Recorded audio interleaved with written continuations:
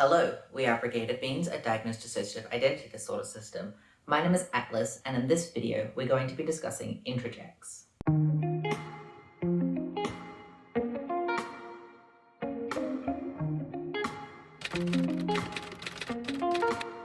Before I discuss introjects in the context of systems, I first wanted to describe what introjection in general means. A direct quote from the APA Dictionary of Psychology is as follows. Introjection. Noun, a process in which an individual unconsciously incorporates aspects of external reality into the self, particularly the attitudes, values, and qualities of another person or a part of another person's personality. Introjection may occur, for example, in the mourning process for a loved one. This quote, as well as all of the things we directly quote in this video, the sources that we used in researching this video, and all of the responses in the Google form that we sent out as a part of this video are linked in a Google document in the description of this video for those who want to do their own research or to look into this further.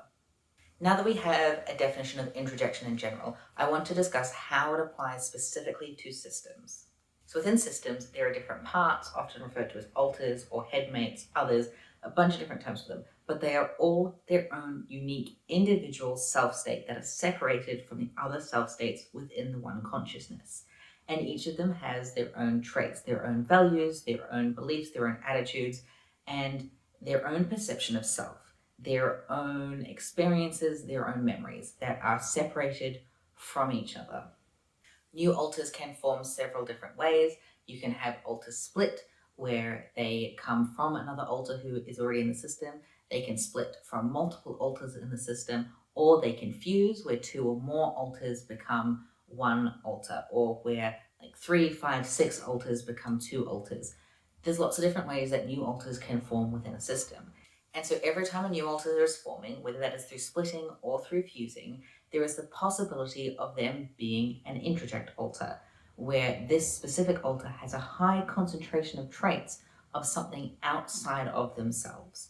And there are a few different ways that this can look. Actually, there are thousands of different ways that these can look, but there are a couple of umbrella terms underneath introject. The first umbrella term is fictives. So fictives are alters who have introjected traits from fictional characters. So these are your TV characters, your book characters, your video game characters, OCs that the system has made or that their friends have made, that sort of thing. Any source that is fictional. Your second umbrella are factives, and that is any source that is real. So these can be people in the system's actual life. These can be TV personalities, celebrities. These can be historical figures, all of that sort of thing. And then the third term, which is less often used, is fuzztive. And this is used to describe introjects who it's not really sure if they're a fictive or a factive for whatever reason that may be. Maybe they have multiple sources, maybe their source makes roleplay content online and it's a mix of both the character and the content creator.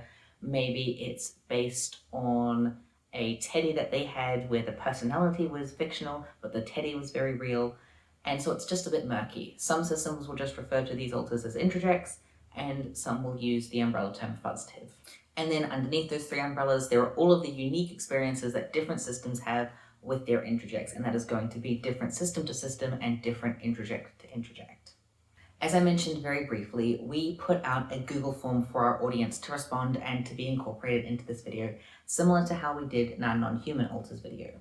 All of the responses that we got, all of the charts that were made from that response are in the Google document that's in the description.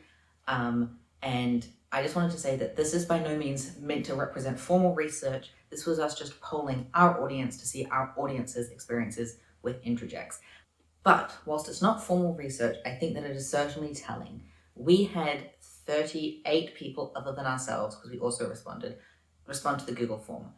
And of the 39 people who responded, ourselves included, 37 identified themselves as having introjects. One person was unsure and one person said no, which I think highlights just how common introjects are for different systems. And also when it comes to specific introjects, we asked if systems had fictives or factives. We didn't ask about fuzztives specifically because I'm going to be honest, we forgot that was a term until we put the form out. But 38 people responded to both of those questions. 37 systems indicated that yes, they have fictives, and 23 indicated that yes, they have factives. And then we also asked like what specific sources they had or what kinds of sources they had. But all of that information is in the Google Drive for those who are curious and want to know more about the itty-gritty ins and outs of it. We also did our due diligence and read a bunch of formal peer-reviewed articles about Introjects. And I found it really interesting reading it because in the formal literature, there is a very, very heavy emphasis on one specific type of factive, and that is specifically discussing introjects of abusers. When you're looking for introjects in published, like formal literature, this is the type of introject that absolutely dominates all of it, and it specifically focuses on it. I'm sure there are probably articles discussing other forms of introjects out there, but these were the ones that we could find and the ones that are sources we already had saved. All of these sources are also in the Google document, but there was one that was specifically talking about persecutors and why persecutors form, that also did acknowledge that introjects can come from more than just abusers and can come from people who rescued the system or from fictional characters. So there is a very noticeable discrepancy between the scientific literature and the lived experience voices that are talking about introjects and the type of introjects that the systems have. But that doesn't mean that either of them are wrong. It doesn't mean that either of them are invalid. It just means that they have their own focus areas. I've been trying to work out how to phrase it and I can't, but they each have their own areas of interest and what they specifically talk about. And again, neither of those are wrong. They're both just different experiences and different parts of the community. We ourselves are someone who speaks from lived experience. We've been diagnosed for a very long time now, 4.5 years, and we've been in specific DID treatment that entire time. And we have uncovered a lot of introjects in our system. At any given time, because of how fluid our system is, anywhere between 10 to 20% of our active system count are introjects, and that includes both fictives and factives. One of our factives, Helena, has made a video explicitly about her experiences as an introject. So if anyone is curious, I will pin that above and you can go and watch that. Or it's also on our playlist all about alter roles. But let's discuss some introjects in our system as a way to kind of show why introjects might be present, how they might present, and how they can be both similar and different to their source. So first I'm going to talk about Molly. Molly in our system is an introject who splits somewhere between 2021 and 2022. I cannot remember. My perception of time is horrible. And Molly split along with another alter called Nonagon, and both of them were fictives of Molly Mork Tea Leaf from Critical Role. So Molly Mork Tea Leaf is a very complicated character where he experiences a lot of amnesia. When he dies in the show and he comes back, he's someone else entirely who has a very different personality. And then at the end of the show, he comes back and he's Kingsley. And there's this whole, it's a big storyline. There is a lot that goes into Critical Role storylines. But the long and short of it is, Molly Mork Tea Leaf is a very complicated character. And he's also a character that has a lot of energy. Now, I don't remember 2021 and 2022 very well. I can probably recall events that happened, but I don't know in what timeline they happened. It's all kind of chippy-choppy and quite chaotic, and our life was a mess at that point in time. But I do know that it was when we were trying our best to work, and it wasn't sustainable for us, and we were constantly under stress and constantly outside of our window of tolerance. And both Molly and Nonagon split in order to help the system and help our system try and keep our job. Here's the thing. Despite Molly Mork Tea Leaf, the character, being an adult, Molly, in our system, is 5 years old.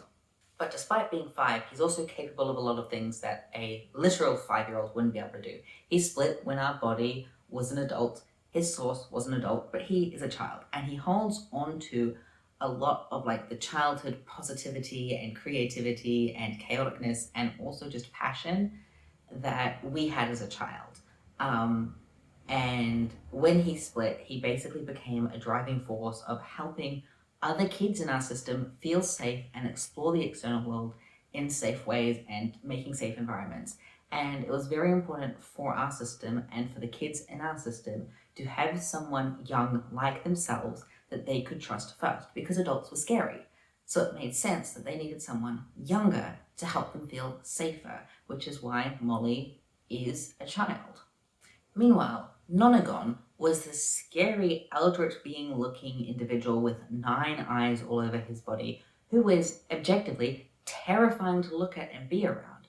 But he also became a caretaker for our kids and a safe space for our kids because he was so visibly scary that they felt like he would scare off anyone they were scared of. And because he was visibly scary, it meant he wasn't hiding anything. He wasn't dangerous because you knew what you were getting into.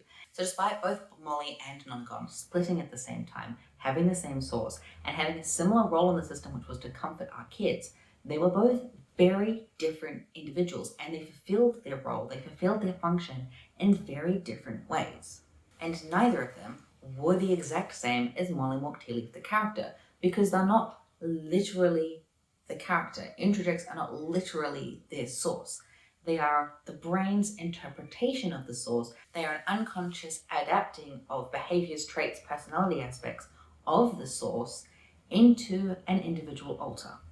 Kind of on a vaguely similar note, in the same way that a system can have 2 or more alters from the same source, an individual alter can have 2 or more sources. In our original Introjects video, which is no longer available, Melanie made it, and Melanie was an Introject with 2 different sources. Her sources were a character from Snowpiercer and also a Dungeons & Dragons content creator here on YouTube. And she had very distinct traits from both of those characters that were very, very present and very, very relevant to who she was as a person. And yet both of them, as actual individual characters and real person, are very, very different. And our brain took traits from both of them to combine them into something that our system needed and needed to function and needed to be able to fulfill the role that was required of her within our system. There is this narrative among people who are skeptical about systems that introjects and alters in general can only form in childhood, and that's not true. Alters can split in a system any time that they are outside of their window of tolerance. Yes, that includes trauma, but it also includes high stress environments or high stress situations. It also includes when there is unmet needs within the system. A lot of systems experience splitting new alters when they first enter therapy, or first enter the workforce, or first enter university, because this is a situation that the system's never been in before. Whether that's a split or a fusion or multiple splits, multiple fusions, some splits, some fusions, whatever, depends on the own individual system. And every time an alter forms within a system, they can have any role, and that includes being an introject. One of our respondents to our Google form worded what I'm trying to say better than I can, so I'm going to quote them directly. We're introjects, not so other as some make it seem. It's not the alters and the introjects. Everyone forms a certain way, forms for a reason. This is just one of the ways to form. The term introject is just a descriptor. It's like saying child alters, or angel alters, or caretaker alters, or male alters. It's just a descriptor for that individual. And there are so many different unique ways that introjects can present within systems. We have had introject alters form around fragments. I don't know how else to explain it, but we've had fragments that existed already, and then later on down the line, there was a trigger, and they became more complex, no longer a fragment, and also took on the aspects of an external source. The most obvious example in our system is Aziraphale and Crowley.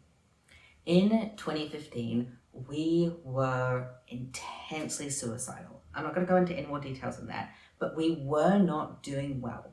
And we split an alter called Pip, who held on to all of those feelings. And Pip had 2 fragments in a subsystem attached to her, and these 2 fragments were nothing more than an angel and a demon sat on her shoulders. And they would say either encouraging things or discouraging things, but it was kind of just on a loop. They didn't have complex thinking, they didn't have complex senses of self. They were just on this loop and they would repeat these things to her. And that continued being the way that Pip and her subsystem functioned for many years. After entering therapy at the end of 2020 and beginning to work on our system and build communication with our system, Pip no longer required the support of her subsystem. So a possibility that could have happened is those 2 fragments fused into her or fused into someone else in the system. But that's not what happened. Because the system was opening up and because we were starting to communicate with each other, there was then a new need that we hadn't had before, and that was having alters specifically to care for kids who had previously been disconnected from the rest of the system, and to have them as kind of a checkway point between the main active system, the external world, and wherever they were hidden away, tucked away internally. And also, a lot of these alters, a lot of these kids that had been tucked away and hidden away, had an extreme fear of humans. So after we watched Good Omens, and because of all of this that was going on, and they were already elaborating, they ended up interjecting a lot of qualities from Aziraphale and Crowley. And so they both formed into Introjects. They took on a lot of traits of those two characters, and Az and Crowley became caretakers for those kids who'd been previously hidden away. And because they were an angel and a demon, and although they looked human, they weren't human, and there was a distinct non-humanness about them, it was easier for these kids to feel safer around them and for them to trust them. And so they became adoptive fathers and surrogates to a lot of children in our system. And now they're both fused elsewhere because that need is no longer required. But for a very long time, they were very important figures in our system and making sure that very vulnerable alters in our system were taken care of. Another experience that is commonly discussed around introjects is a phenomenon known as pseudo-memories. Now, this is not something that we experience frequently or regularly, and most of our introjects do not have this experience, but a very, very small handful do. I'm not an introject, I haven't experienced it, so I am going to be restating things that I haven't experienced from personal experience, so I might be a bit squiffy on the details here, so feel free to correct me in the comments if I'm wrong about anything that I'm about to say. So pseudo-memories are, to my understanding, memories of events that happened to an introject source. So these did not actually happen to the body, but they happened to, let's just say that the introject is Harry Potter, right? It's going to be easier if I give names. You have an introject of Harry from Harry Potter, and he has pseudo-memories about growing up with the Dursleys and going to Hogwarts. And these pseudo-memories can be very, very strong and feel very, very real, or what's more common for the few introjects in our system who've had them, kind of vague. Yeah, I know it's there, I kind of have attachments, but like not as strong as memories that the body has experienced. From my understanding as well, pseudo-memories can be stressful to remember, but it's not as if the trauma that occurred in these memories actually happened to the body. However, sometimes there might be parallel trauma experiences. So, content warning, there should be a time skip on the page. I'm going to be discussing hypothetical trauma. But let's go back to our Harry introject, for example. Say, Harry remembers being neglected at the Dursleys and locked under the stairs, and he remembers the terror of having to fight Voldemort and having to fight for his life. And so he has these very real experiences and this very real fear of Voldemort, and these very real trauma experiences of being locked in a room because he remembers experiencing it. But despite Harry remembering these things, the body didn't literally experience growing up with the Dursleys, it didn't literally experience fighting Voldemort. However, those pseudo-memories might obscure actual things that happen to the body that might be very, very similar literally or very, very similar emotionally. So maybe the system itself didn't experience actually overt neglect and overt abuse at the hands of their primary caregivers, but maybe at school they were consistently ignored by the teachers and they were being bullied. And maybe there were times where they got locked in a locker or locked in a classroom, or locked in a car, or shut in a small area of the playground and were being taunted. Like, these areas of being trapped and hurt and overlooked happened to the system, but the actual memories of that are too distressing for the system to look at the real memories and to perceive the real memories. So instead, it kind of obscures them with a veil of fiction, of this is what happened instead. In the same vein, the system obviously didn't literally fight Voldemort, but they might have been in life-threatening situations where either they had to defend themselves or they wish they could have defended themselves and they couldn't. And they were hurt in some way. And those memories are far, far too painful for them to remember. And so again, they're hidden. behind Harry remembering fighting Voldemort. But in truth, Harry never fought Voldemort. Harry fought somebody else in the real world. And often therapy can be about approaching that and examining that and seeing what lies underneath that and processing that. And as I said, those pseudo memories can be different intensities for different introjects and different systems. And for us, they don't normally exist, but they have a handful of times. One of the big ways they exist in our system is for our introjects of abusers. So this is still a continued trigger warning. But for Helena, and she talks about this as well, she used to think that she was one of our primary abusers. And she used to fully believe that she was the one who hurt the body. And when she would front, she would punish the body. And she very literally remembered being the one to harm the body, which isn't what happened at all. She was the one being hurt. But for us to be able to cope with and survive those memories, it was far, far easier for our brain to rationalize being the ones doing the harm than being the one who was being harmed. And so for a long time, she believed herself to be our abuser until with therapy, she understood that she wasn't. And now she is her own self. She no longer hurts the body. She's one of our fiercest protectors. And a lot of us, even those of us who used to be terrified of her, now look to her with a lot of respect and a lot of trust. Another example is an introject that we had for a little bit of an online content creator. And this online content creator makes a lot of gaming content and does a lot of different kinds of gaming content. And I don't feel comfortable sharing his name because it makes me feel a lot of shame, which is a topic that I will get to later in this video. But his source played a lot of video games, and this was through a point in time when we were experiencing a fair amount of denial about being a system. And this altar split, and every time he fronted, he was under the impression that he was playing a video game. He was under the impression that our life was a video game. That was because he was very, very dissociated when he fronted and very, very disconnected from reality. It was not a form of psychosis, it was a form of derealization. And he struggled a lot. He didn't front very often. I don't know how strong his memories were of his source, but I do know that he interpreted the real world as not being real at all. And that was distressing for him to manage, for us to manage, because when you have someone going about your life thinking it's a video game, they can do some really reckless behavior because they don't think it has consequences. If you can hear noise outside, I apologize. It's just that time of day where it's pretty busy. But he ended up fusing. He wasn't around for a very long time. But I'm going to use this as a segue to talk about having shame around introjects. So this is something that we also asked our participants if they feel embarrassed or feel shame around having specific introjects or introjects in the system in general. 34 systems responded, and 27 of them felt either shame or embarrassment or other negative emotions attached to introjects in their system. A further 3 were unsure, and only 4 did not. There is an assumption within the medical field that people with DID have shame around their whole disorder. They don't want to tell anyone, they have to hide it.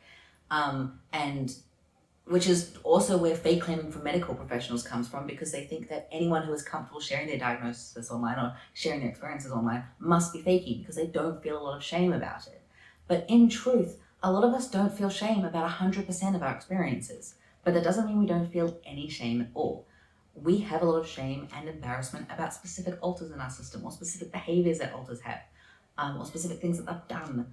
And sometimes that's around introject sources, and it's awkward and uncomfortable because it's especially, I want to say weird, and I don't mean this in a derogatory way, and I'm not saying that other systems are weird, but it's a weird experience to have somebody else in your system who looks like and behaves to varying different degrees to someone that you know or you know of, and it can be quite unsettling and can put you ill at ease because it's just a weird, unique is maybe a better word, experience that a lot of people don't experience because they don't have DID, and so a lot of people don't talk about it, and so you can feel very isolated in it And then that isolation just feeds into the fear and the shame and the embarrassment that you already have, and it just makes this big cycle of making everything worse, because then you're more embarrassed or you're more fearful, so then you don't want to talk about it, and then you don't talk about it, and then that shame grows, and it's just this whole big cycle,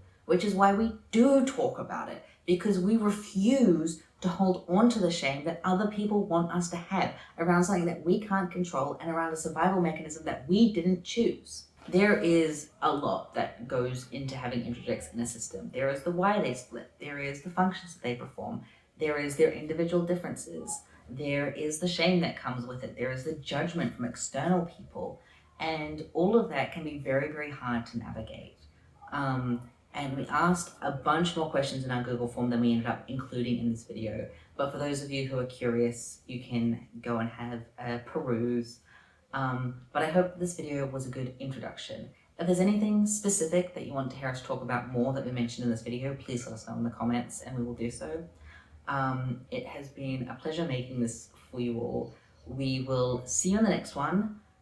We have a few very cool projects in the works that'll hopefully be up in the next month or so.